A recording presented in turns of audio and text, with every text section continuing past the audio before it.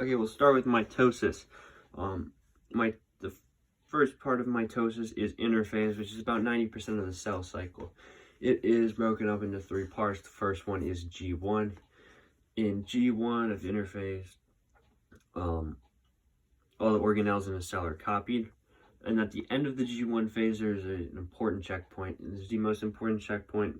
It's like the TSA security at the airport.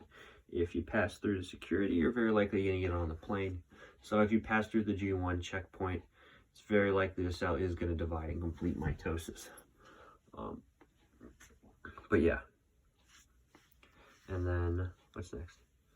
After the G1, if you don't pass the G1 checkpoint, your cell is not going to divide and complete mitosis. It could go into something called G0, which basically is just a place where the cells just don't divide anymore. That's where our nerve and muscle cells are constantly in G0 right now. Or if it doesn't pass the G1 checkpoint, the cell could commit apoptosis, which is basically just cell suicide.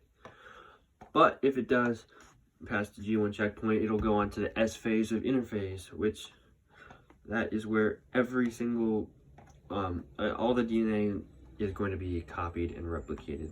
So you're going to get identical copies of everything. So it's going to be DNA, and DNA is wound around these little proteins called histones, and that's what chromatin is, which is just DNA wound around histones. And yeah, eventually, so basically it's just going to copy, you're going to make an identical copy. Like if there's a strand of chromatin right here, the cell's going to copy it and it's going to make an identical one right here.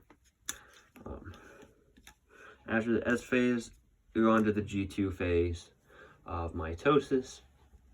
If it's after the G2 phase, it's just making enzymes, making ATP, just getting ready for mitosis. Not really a big deal.